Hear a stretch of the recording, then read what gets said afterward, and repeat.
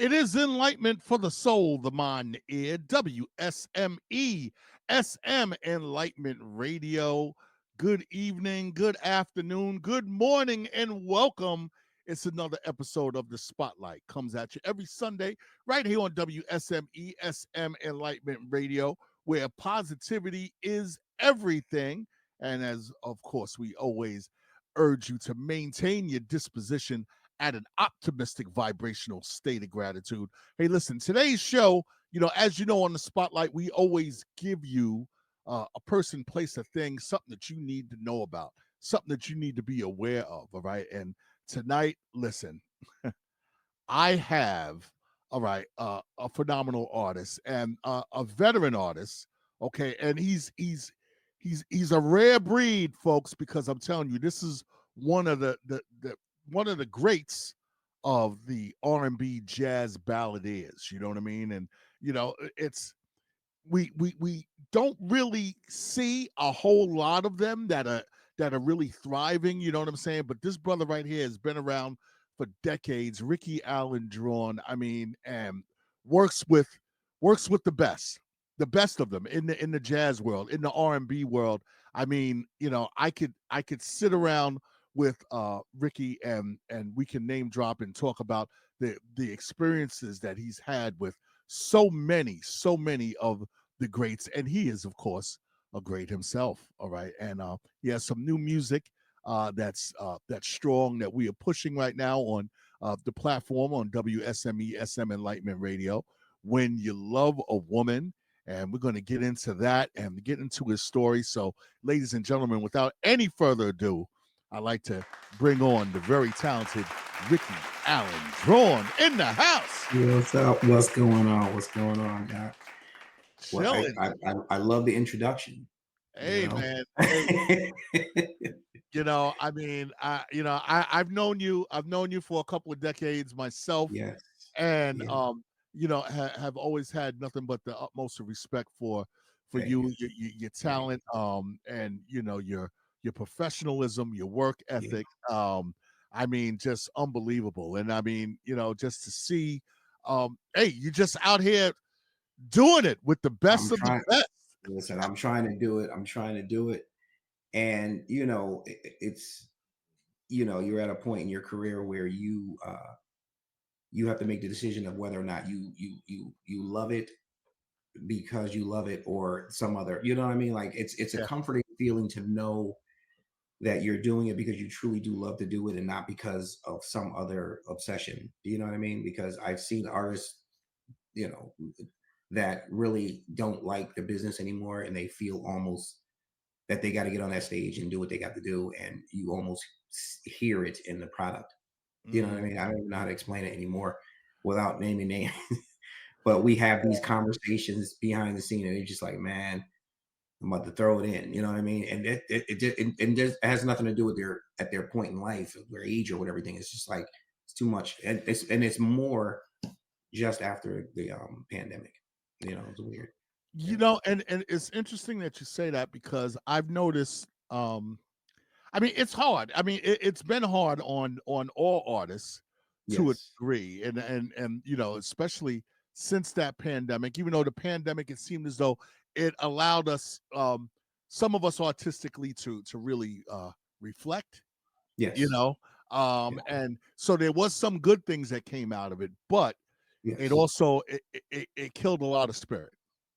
And I agree with you 100%, because several things happened when the pandemic hit. I've been wanting to record for quite some time, and we had such a busy schedule. I mean, at one point we were gigging 6 days a week. It was crazy, and it's a good thing. So you never want that to go away. But what it doesn't allow you to do is get into the studio, and lay down some music, and that's both physically and creatively. You really can't wrap your mind around coming up with lyrical composition when you're trying to figure out tomorrow's show. So and so what happened is that it was one of those things where you were like, I kind of don't like the fact that I'm happy this pandemic but it's one of those things that that I'm sure everyone during this era will tell their grandkids, that type of thing. But it Yeah, it it, it it was. allowed me, yeah. I mean, and it even was the advent of some of the product. I mean, I did a change gonna come with several things happened during that time. I did a change gonna come with Chris Yeah, Davis, a 10-time Grammy winner, and that was because of all the unrest that was happening in the world. I did a couple of and things. and wait a second. I mean, and now that you mentioned that song, Yes, a change is gonna come. I yes, mean, and I want to get into how that whole thing came about. All right, yes, because it's, I mean, the record. I mean, it's a who's who. You know what I mean? yes, You got you yes, got you got Chris Davis there. You got yes, Will Downing, Najee. yes, Kim yes, Waters. I mean, yes, yeah. That it is weird because I've been singing that song for quite some time because they always tell you who you sound like and this and that, and I always the good and bad of that is I love it when they go, you remind me of, and then they pause and they're like, and I like the fact that they're giving me a compliment, but they don't quite know who. So that means that you're not mimicking anyone, but you're reminiscent of someone. So it's but always they the Luther, right? but they It's but they know that you belong. You know what I'm yes. saying? And I've had that's the I've whole had thing.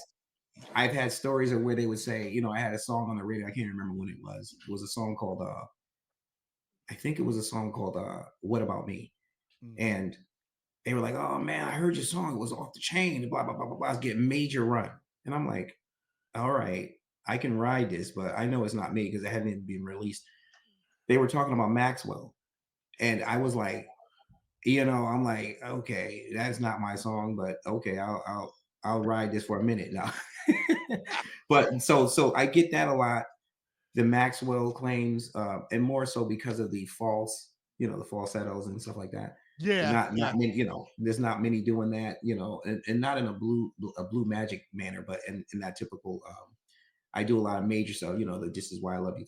So Purple Rain. I do a lot of Prince stuff. So that came around so Sam Cooke is being so Luther Vandross, Sam Cooke, Mhm. and obviously the Maxwell. And if you look at the amalgamation of it all, I even did, When You Love a Woman, which is the one. If you notice, that's Journey, that's Steve Perry.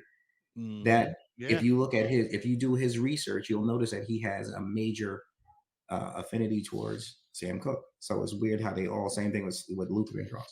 So But you so know, it, you it you have like an incredible range of, yes, different types of styles that you can do. I mean, how yes, I want to get into like how was that developed?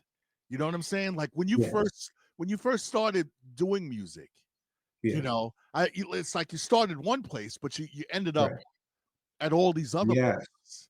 And So it's like, weird. You're right. what It's was the weird how you starting just point? well, and I hate, and I hate to. If this were a 3 hour show, I would say, but I'll tell you, music is music, right? And I hate it when someone goes, "Oh, this is white music or black music or what have you." Oh yeah. There's lyrics, and then there's an interpretation of those lyrics. And so if I'm doing a show where there is a how do you say this politically correct, when there's more uh, white people than black. Let me just go there. Uh-huh. Yeah. I will do songs, but in defense of those of white people, they're looking at you just to give your music. I mean, like, they love James Brown and that, well, you couldn't get more ethnic than that. So, Yeah. I think that some of the mistakes some artists make is that they try to whiten it up or blacken it up or what have you. And it doesn't work like that. It should be, the responsibility of who's listening to like or dislike it. So I'll do a Hotel California, but it'll do a very soulful version. Come Together or something, something like that. Yeah. So I go out there and do what I do and hope that they respond to it. And so when I did When You Love a Woman, it was a very soulful rendition of the song, but it was really to celebrate women, and not in a way that was sexualized. You see what I'm saying? Because I have enough Yeah. of those songs. I got enough of them songs where I'm sitting there with scantily clad. No, I'm just playing women. So But that this song, one it, was it, it came out of a time when when something like that was needed, because Yes. you paying tribute to women in it, right? Yes. Mm. And my mom, the whole deal, she's a major inspiration. So what I did was I try, if you notice, and I don't expect anybody to have seen this from afar, but every one of the songs that I release, I usually, especially when they're remakes or a cover, I have it be that there's a reason behind why I did it. Like like Better Love, that's the one coming out soon. Yeah. And the only reason why, and I did that because of Luther's biopic. Um, and so a lot is being celebrated this year and probably going into next year Mhm. around it. I think that Nat Adderley Jr. has a sort of a show coming up, which I will be at. I mean, I'm not part of the show, but I'm going to be in attendance at that show. But I'd love to, so a lot of the people that were obviously during his reign will probably be in attendance there. I don't know if it's going to be sort of the Lisa Fishers of the group, but background singers and things of that nature will probably be there. And I just want to be in that company. You know, And it's a beautiful song. I mean, yeah, I know that you were telling me that that it's a song that's sort of on deck. That yes, that we're teasing, but I'm yes, I'm telling you, when that yeah, touches down, I think it's gonna really yeah. grow And I some and steam. I and I feel that when you do a cover, and Luther's the best person to drive that point home. It should be your interpretation. It should be your interpolation of the song. So Right. I always at the end. I don't know if you heard. This is my Mariah Carey moment where every year I release "Oh Holy Night." Have you Oh, heard it? nice. Yeah. So when you hear that song, the whole back end I completely wrote over, and it's almost typical of my style now. I've come to realize. So I'll take the cover song and I'll say, listen, if they want to hear an exact replica of this song, they could just simply put the original on and press play. Exactly.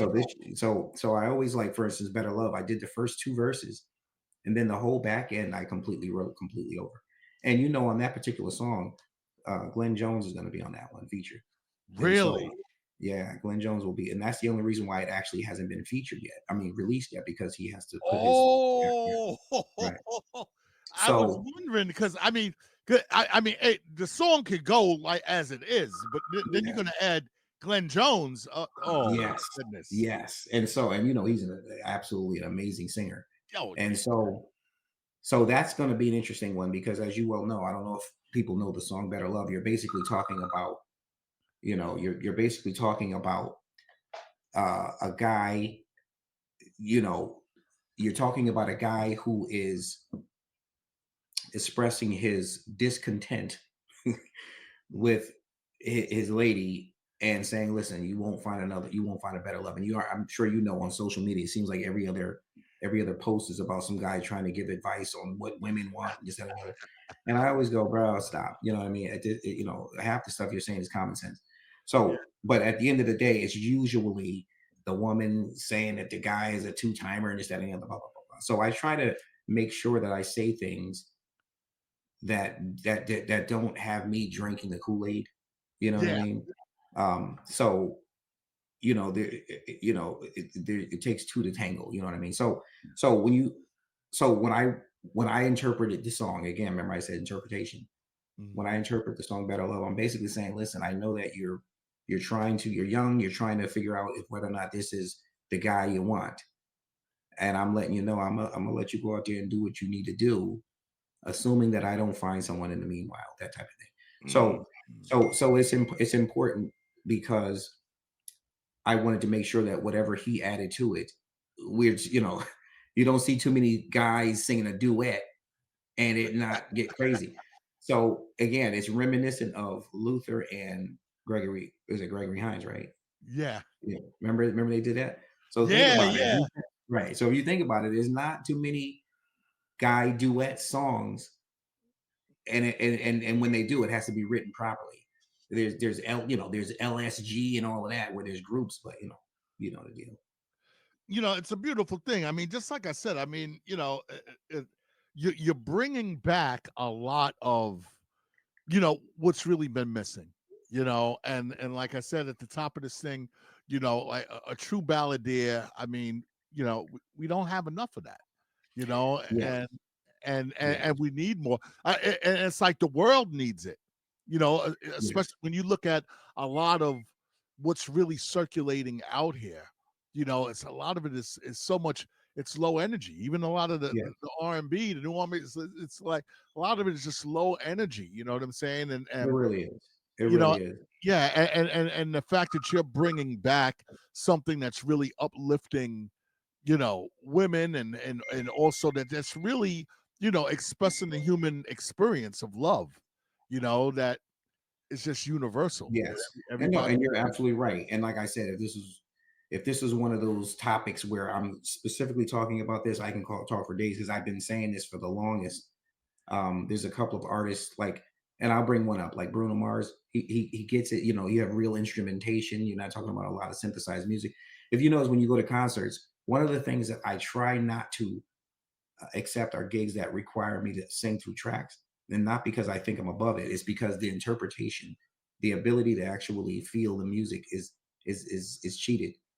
Do you know what I mean? Like, Yeah, and one thing that I really love about what you're doing, and I know that you have a big show coming up, yeah, at Foxwoods, hmm, and you're going with like a full band, you yes. know, and 12 pieces. Well, I'll tell you that particular club, I probably won't be bringing all 12 because they can't fit them. But and keep in mind, I've done Boston's Grace by Nia too, which is again this particular club. The gig you're talking about is Saturday, May 31st up there in Foxwood. Uh-huh. Um, and that particular show, I actually had in mind to shoot portions of the video. You do fly-ins, Right. um, and I was going to do shoot portions of the video to Better Love, but it was just too many logistics, and plus I don't have Glenn having completed his portion yet, and I Right. would wanted him in the video. So at some point I probably will be returning there with that intent. Or I might do it at one of the larger shows because I got a bunch of stuff going on. I had written a couple of them down here. We were supposed to do in July. We were supposed to open for Avery Wilson. He's a hometown favorite. Yeah. Oh yeah. Yeah. Right. Yeah. So we were supposed to do that, but I think that they're in negotiation. That might not happen. If you remember, I was supposed to open for Stokely. Stokely from Mint Condition. Yeah. I remember. Um, and we got rained out, and I'm not sure what's happening upon his return here, but I believe that either way, I think I'll be doing it, but it just may not be in Connecticut. And then I got May. I know a lot of people don't know this, but May is Haitian Heritage Month, right? Oh, okay. Okay. Yeah. So I have a big concert coming up in August, Harmony for Hope, and a lot of people don't know maybe they're stars, but Kai is one of the stars there. The Kai is actually the name of the group, and then Katiana is another artist that will be there along with myself. So there's a couple of things going on that are on that higher level. Do you know what I'm saying? Right. Where there's a grand stage, and then I do always do that annual one where a lot of the artists come together for at Toad's Place for Ron Lawrence. You Yeah. know, Yeah. Yeah. And that's yeah, always a great time. That's a great. yes, So I mean, you've worked with so many. yes, Um, I mean, too many to mention. I mean, you can always drop some names, yeah, because yeah. I'd like to know. I'd like to know like some of your favorite without shading anybody. Like who are You some of your favorite artists that you've worked with? you Some know, most famous, let's see. your favorites. I opened for Shaka Khan, and Mm, and I know a lot of my friends uh, have actually had more of an interaction with her than but I remember that interaction vividly because I don't really get starstruck. I don't know. Maybe it's because I have a fear of rejection. I don't know. But so when they're there, I'm just like, you don't have to worry about me coming over here and bugging you. yeah, So she was like, they were like, and I'm speeding the story up, but I was on stage doing my thing, and they were like, you don't realize that Shaka Khan came out from the back and was like over here, blah blah blah blah blah. And I'm like, really? So I was like, okay, so she probably does this with everyone. So but after it was done, she comes over there, hey baby, don't this, that, and the other. And we were supposed to do something. who knows what that will be. And that was around the time when something happened in her family, and we that whole situation. And I'm being vague because I don't want to get into her business. But the Right. long story made short is that we lost track of that momentum, and I Mm. always wonder what could have come of that. But again, it is what it is, and I have those type of stories with many. I remember we opened for Macy Gray. That was a very interesting interaction Ooh. because she's just her voice is just like like she has just finished smoking 10 packs of cigarettes, but she's like, "Hey, baby," blah, blah, blah. Yeah. So that's no act. That is truly her voice.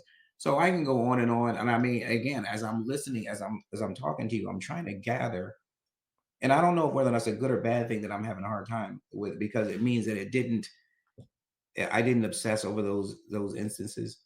You know, uh, we just finished that latest one where we had Allison Williams, Glenn Jones, Uh-huh. um, Lil G, and Melissa Morgan, and that was a very interesting amalgamation, if you will.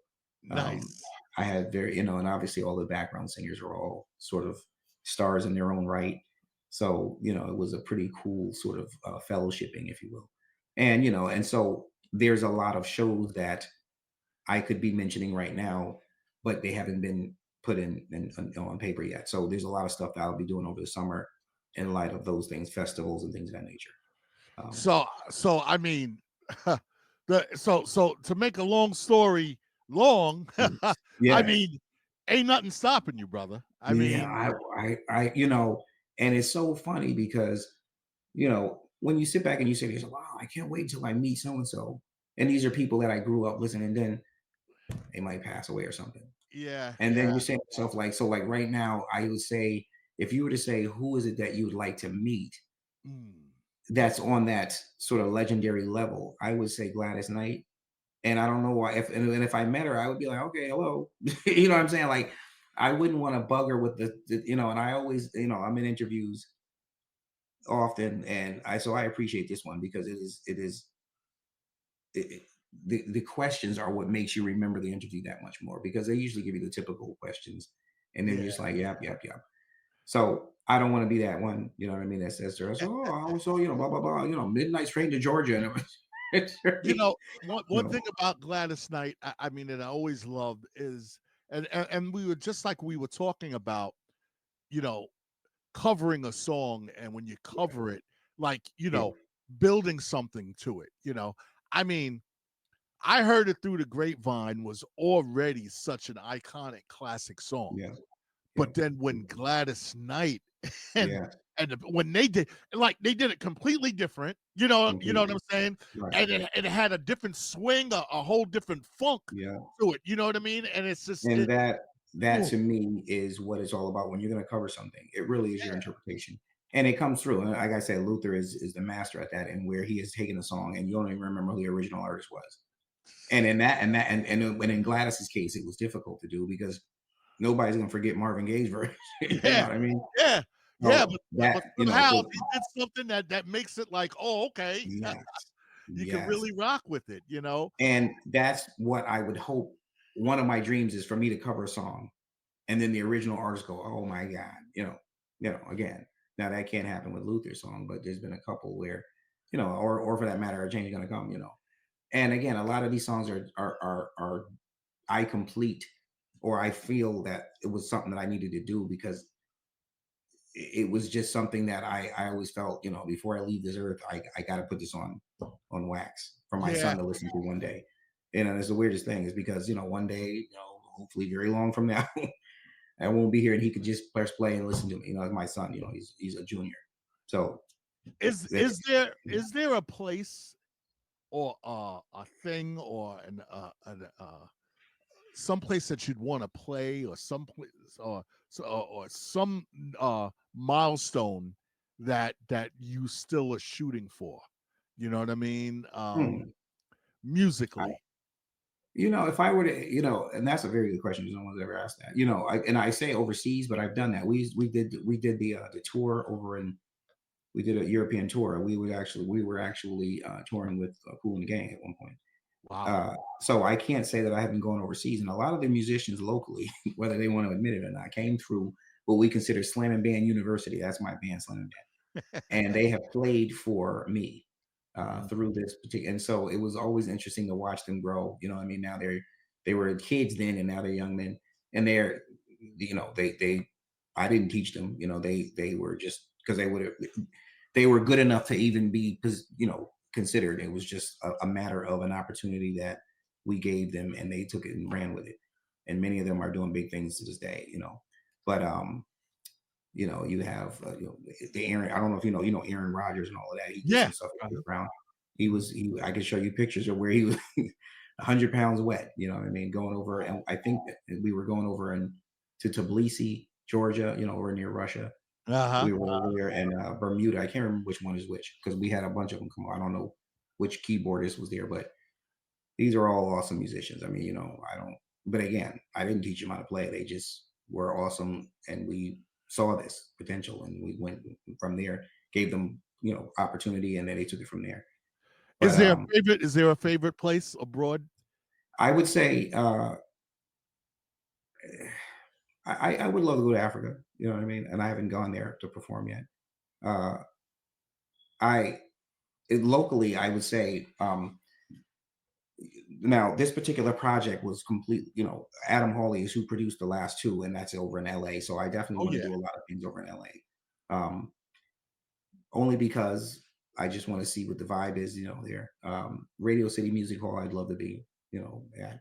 And a lot of these places I've actually gone in some capacity or another, even if it's just simply backgrounding for someone famous, I Mhm. would love to be in a lot of these places as a lead singer. You know what I mean? Well, Um, we put it out there. You see, yeah, we there put you it go. out there. So hey, Yeah. so that's where we headed. That's where we headed. Yes, yes, sir. I'm You know. hoping that we can breathe that into existence. So Yeah. the show once again at Grace by Nia, uh, Yes, Foxwoods, and that's Saturday. that is Saturday. That would be the Saturday after next. Uh-huh. Yes, Yep. The yes, 31st. 31st. Yes, Right. I And would. Because I at one point I had the choice of which, because I had a lot of shows and I was trying to juggle them. And right. I think that's Memorial Day weekend. Am I right? Or the week after. So I should have Yeah, chosen the week 24th because that's where they had the 3-day weekend. But it is what it is. You know. Well, hey, we're gonna do everything that we can Yeah. to get everybody one over there. I'm making Yeah. sure that I'm gonna be in the house there for you, supporting it as well. Ah, that's what I'm So talking. we're really looking forward to a real dynamite show. And once again, the new song, When You Love a Woman, right? Yes. Which is playing and streaming right now on all Yeah. platforms.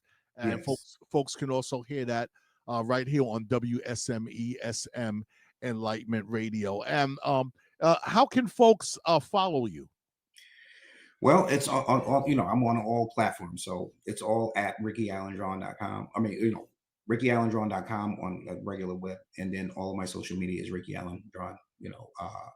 Instagram, TikTok, Facebook, all of Awesome. it. The X, all of it. All right. Well, You know, Ricky, yes, I want to thank you so much for coming through the spotlight and blessing yes, us. You know what I'm I saying? appreciate it. And hey, Listen, you got to have me back. You got to have me back when we finish Better Love, and hopefully I can get G, and Glenn Jones up in the piece. We can talk. Yeah, absolutely, man. And yeah, this is we're going to be doing a lot more stuff together. You know what I'm saying? So yes, I'm yes. looking forward to working with you on in a couple of different capacities. So I'm looking forward, brother. I truly am. once again, hey, Ricky Allen Draughn right here on WSME SM Enlightenment Radio. This Yes, has sir. been the spotlight. And hey, we're gonna get into some of your music right about here. And hey, keep it I'm turned talking up, about. baby. It's Yeah, you WSME SM Enlightenment Radio, feel good radio at its finest. Thanks peace again, and brother. blessings. Peace and blessings, doctor.